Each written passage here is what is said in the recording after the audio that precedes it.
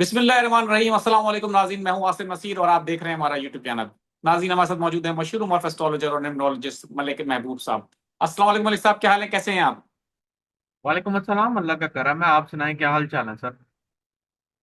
अल्लाह ताला का बड़ा करम है मलिक साहब। और आज मैं चाहता हूं कि बहुत दिनों बाद दोबारा से ईरान और अमेरिका के मुज़ाकरात के हवाले से आपके साथ व्लॉग करना चाहता हूं। मुआहिदा तो हो गया, जिसके ऊपर आपको अभी भी तहफ़्फ़ुज़ात हैं। आपका ये मानना है कि ये वक्ती तौर पे एक रोका गया है जंग को, ये मुस्तकिल हल नहीं है। लेकिन अच्छी बात यह है कि मुआहिदा होने के बाद पेट्रोल प्राइसेस नीचे आ गए, पाकिस्तान में भी कम किए गए। अब हमने उसके बाद देखा कि स्विट्जरलैंड के अंदर जो है वो मुज़ाकरात भी हुए, लेकिन उसमें ईरान ने इनकार भी किया।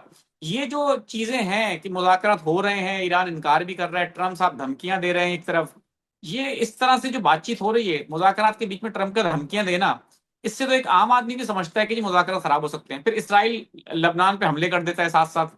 तो ये सारी चीजें, इसके बाद आपको क्या लगता है, ये जंग बंदी जो है ये जारी रहेगी, या आपको लगता है कि जी ये बस वक्ती तौर पे सिर्फ एक ठहराव है, उसके बाद मजीद जंग की तरफ आप देख रहे हैं कि जा सकते हैं, और अगर गए तो वो कितनी खतरनाक होगी इस दुनिया के लिए?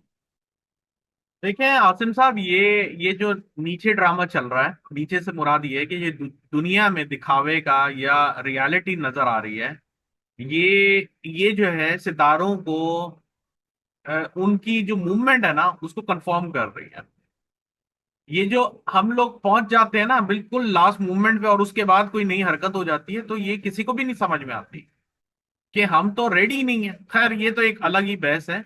सितारों के लिहाज से मैं चाहता हूं कि मैं आज आपको थोड़ा सा इसकी डिटेल्स से आगाह करूं कि मैं क्यों पहले क्या कह रहा था, अब क्या मेरे जो बयानात हैं या जो मेरी एक जिसको कहा जाता है कि एक ऑब्जर्वेशन है, वो चेंज क्यों हो रही है या नहीं हो रही है, उसको एक तरह से आ, उसकी गवाही देने के लिए मैं चार्ट जो है आपके साथ शेयर करता हूँ, ईरान का शॉर्ट में। बिल्कुल बिल्कुल, ईरान का। जी। इसको शेयर करने का मकसद ये नहीं है कि मैं अपने आप को सही प्रूव करना चाह रहा हूं। इसको शेयर करने का मकसद ये है कि मैं इसको रीड करके आपको अपनी जस्टिफिकेशन देता हूं कि मुझे ये बिल्कुल प्लैनेटरी ठीक है। कॉम्बिनेशन से क्या महसूस हो रहा है।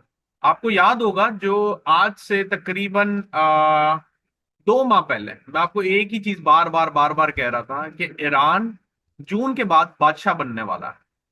चलें बिल्कुल। आज आपसे भी क्विज लेते हैं। आपको चार्ट नजर आ रहा है आसिम साहब? जी जी, बिल्कुल आ रहा है। अच्छा, ये बताएं कि ईरान का असेंडेंट क्या है? आपके साथ इतनी सारी वो मैं करता हूँ। कैंसर। ये आपने लिख के रखा हुआ, आपने देखा नहीं है।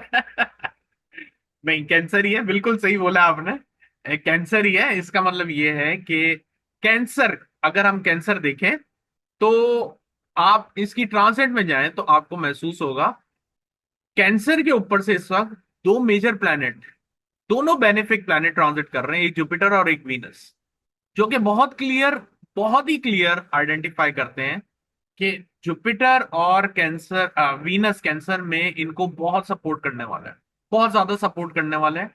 और आने वाले दिन, मतलब अगर ये जो इनकी एग्रीमेंट है, अगर ये अगले 2 दिन और मतलब कंटिन्यू रहे, तो मैं ये समझता हूं कि ईरान फिर विन विन सिचुएशन में है, क्योंकि इस वक्त जो प्रियंतर दशा, मतलब कि अंतर से भी आगे, वो मर्क्यूरी की है और मर्क्यूरी इनके 12 से ट्रांजिट कर रहा है। अगर हम देखें तो कल ही मर्क्यूरी कैंसर में आ जाएगा। और कैंसर में आने के बाद ये देख लीजिएगा, ईरान कोई नई टर्म के साथ आपके पास आने वाला है।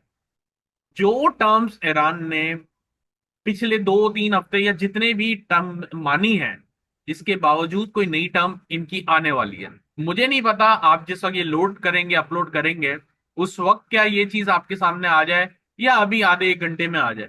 लेकिन मर्क्यूरी का फर्स्ट हाउस में आना ये शो करता है कि जुपिटर के साथ डेफिनेटली ईरान अपना माइंड अब आपको ट्विस्ट करते हुए दिखेगा। ट्विस्ट से मुराद ये है कि या तो वो अपनी कोई नई कंडीशन टर्म्स के साथ आने वाले हैं, या फिर आप कोई नए सरप्राइज के लिए तैयार हो जाए। तो इस वजह से मैं कंटिन्यूसली आपको बैक टू बैक एक ही बात कर रहा था कि मुझे ऐसा लग रहा है ईरान अब जंग जीत चुका है, बहुत क्लियर। ठीक है, वो तो अब ग्राउंड रियलिटी बता रही है। मैं आपको 2 महीने पहले से बता रहा था कि सिर्फ 2 महीने रुक जाए, इसके बाद आप देखिएगा ईरान अपनी हर चीज मनवाएगा। और अब आप देख सकते हैं बहुत क्लियरली ईरान आराम से हर चीज मनवा रहा है। लेकिन इसका मतलब ये नहीं है कि अमेरिका पीछे हटेगा। ये जो कॉन्फ्लिक्ट है, ये कॉन्फ्लिक्ट अभी आहिस्ता आहिस्ता फिर पाइल अप होके 2 महीने के बाद एकदम से आपके सामने फिर से आने वाला है। और जैसे ही ये आएगा तो आप सोच सकते हैं कि अब का जो टाइम होगा वो और भी ज्यादा डिफिकल्ट। वजह, सेटन भी रेट्रोग्रेड हो रहा है 27 जुलाई को। रेट्रोग्रेड क्या करते हैं, लोग डराते हैं। रेट्रोग्रेड ये करते हैं कि उनकी जो असरात होते हैं वो दुनिया पे मजीद ज्यादा पड़ना शुरू हो जाता है। रेट्रोग्रेड क्या है, स्लो मोशन यानी है। अगर जंग होती है तो ज्यादा, अब जो जंग हुई तो ज्यादा खतरनाक होगी। जी, और मैं ये नहीं एक्सपेक्ट कर रहा हूँ कि इस दफा सिर्फ 3 ममालिक होंगे, इस दफा बहुत ज्यादा ममालिक हो सकता है। पॉसिबिलिटीज बहुत ज्यादा दिख रही है। और ये भी है, मुझे तुर्किया बार बार जो है स्ट्राइकिंग नजर आ रहा है चार्ट के अंदर। अगर हम असेंडेंट वाइज देखें तो तुर्किया भी अब आने वाला है। अब ये भी पॉसिबल है कि पॉसिबिलिटीज है ना, मिडिल ईस्ट में तो तुर्किया नहीं है लेकिन मिडिल ईस्ट का समाव कनेक्शन बन रहा है। तो इसराइल और ये तुर्किया, खुदा ना खास्ता ये भी आमने सामने आ सकता है। इन शॉर्ट मैं आपको वापस वही बोलूंगा कि हम 2 महीने के ब्रेक पर हैं, समर वेकेशन चल रही है। समर वेकेशन के बाद आप देखिएगा ये फिर, अल्लाह ना करे, ये आमने सामने खड़े हो।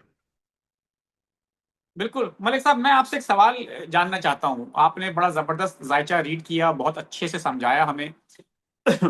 सवाल मेरा ये है कि आप पहले भी कह चुके हैं, और वो पेशेंट हुई, मैंने आपसे उस वक्त भी कहा था कि आपकी दुरुस्त साबित हुई है, क्योंकि आपने कहा था कि जी ईरान का अच्छा टाइम आने वाला है, जो कि हमने देखा अच्छा टाइम आया। आपने कहा ईरान जंग जीत जाएगा, हमने देखा जंग जीत गया।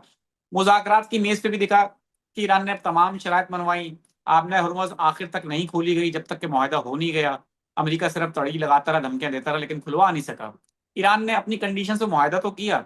आपने कहा अच्छा टाइम तो है, आपने कहा अच्छा टाइम आएगा, लेकिन आप साथ साथ ये भी कह रहे हैं कि ये पॉज है, जंग दोबारा शुरू होती है। अब ये अगर आपको अच्छा टाइम ईरान का आप कह रहे हैं कि आ गया है, आगे भी आने वाला है, तो अगर जंग होती है तो अच्छा टाइम तो ईरान का नहीं होगा, क्योंकि वो तो ईरान पे दोबारा बमबारी हो जाएगी, दोबारा उनका नुकसान होगा शदीद। तो ये अच्छा टाइम कैसे हुआ? बहुत अच्छा सवाल किया, वेरी गुड। लेकिन बात आप समझ नहीं रहे। एक होता है मार खाना। अगर आप रेसलिंग में भी जाते हैं, अगर आपका अच्छा टाइम चल रहा है तो आप पीट के आएंगे। अगर आपका बुरा टाइम चल रहा है तो आप पिट के आएंगे। मैं उस सही सेंस है। में अच्छे और बुरे की बात कर रहा हूं। मैं ये नहीं कह रहा हूं कि वहां पे बहुत ज्यादा डेवलपमेंट शुरू हो जाएगी। हाँ होगी, आगे होगी। लेकिन फिलहाल जो एक आप यूं समझे ना कि 28 29 साल हुए, मैं सही याद नहीं है, 1979 से, बल्कि 40 50 साल हो गया उधर। जो एक फेज चल रहा है ईरान का, फोर्टी जो सेवन ईरान, ईयर्स 47, तो यूं समझे जो एक फेज है उनका, दबाव का शिकार, सैंक्शन और पता नहीं जी। क्या क्या उनके साथ लगा है। वो उभर नहीं पाए हैं, वो अपनी चीजों को एक्सप्लेन नहीं कर पाए हैं, या यूं कहा जाए कि वो अपने आप को मनवा नहीं पाए हैं। ये जंग के बाद, ये जंग के बाद अच्छे टाइम से मुराद यही होता है कि जब खुदा ना खास्ता है इंसान के ऊपर भी बुरा टाइम चल रहा होता है तो वो जंग जीत के ही बाहर उससे निकलता है। ऐसा नहीं होता कि रात के अंधेरे में एकदम से उजाला हो जाए। ये सिर्फ कहानियों बिल्कुल में ठीक। बातें होती हैं। रियलिटी में इंसान को लड़ना पड़ता है उस महाज से निकलने के लिए। तो अच्छे टाइम से मुराद ये है कि उनका अच्छा टाइम आया हुआ है, उनको फिर भी लड़ना पड़ेगा। लेकिन अल्लाह ताला इस दफा इनका साथ ज्यादा देंगे। या यूं बिल्कुल कहा ठीक है। जाए कि या यूं कहा जाए कि कामयाबी इनके नसीब में नजर आती है, सीधी सी बात। बिल्कुल ठीक है मलिक साहब, मैं अब कुछ लोगों के सवाल ले लेता हूँ। जी। अफशां सुल्तान है, ओके। इनकी डेट ऑफ बर्थ है 14 अक्टूबर 1981। कह रही हैं कि मेरा करियर ऑलमोस्ट खत्म हो गया है, प्लीज बताएं आगे कब से अच्छा टाइम आएगा करियर में।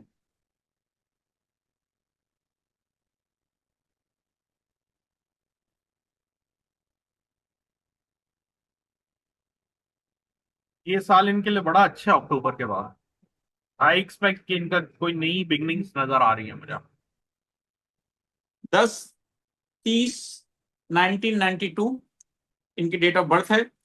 वो कह रहे हैं कि अभी मैं रिहाइश तब्दील करने जा रहा हूं, तो ये कितनी फायदेमंद हो सकती है मेरे लिए। रिहाइश, एक तो मेरे ख्याल से ये बाहर की डेट दी है इन्होंने, वैसे नजर भी आ रहे हैं ये बाहर ही होंगे। अह, ये इनके लिए बड़ी प्रॉब्लमेटिक होगी। इश्यूज नजर आ अच्छा। रहे हैं मुझे। महमूद अहमद नाम है इनका, 1 जनवरी 1977 इनकी डेट ऑफ बर्थ है। कह रहे हैं कारोबारी माली हालात बेहतर नहीं है, कर्ज भी बहुत है। कब बेहतर होंगे? ये 2027 से इंशाल्लाह इम्प्रूवमेंट नजर आ रही है। ठीक है। कि 13/6/2005 जुहेब नाम है इनका, एक जॉब खत्म हो गई। आ, आगे के जॉब के बारे में पूछना चाह रहे हैं, कब तक मिल सकती है? जून के बाद इंशाल्लाह अच्छे चांसेस है। ठीक है। अली रजा हैं, 3 सितंबर 2002 इनकी डेट ऑफ बर्थ है, बाहर जाना चाहते हैं, गालिबन इटली जाने की कोशिश कर रहे हैं, पूछ रहे हैं कि कोई है चांस?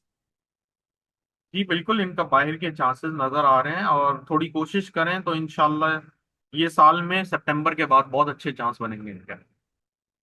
बिल्कुल ठीक है मलिक साहब, बहुत बहुत शुक्रिया हमें वक्त देने के लिए। नाज़रीन, यहाँ हमारे वीलॉग का वक्त खत्म हुआ। मुझे और मलिक महबूब साहब को दें इजाजत। आखिर में हमारा वही पैगाम है, मुस्कुराएं, प्यार बांटें और अपने आसपास के लोगों का ख्याल रखें। अल्लाह हाफिज।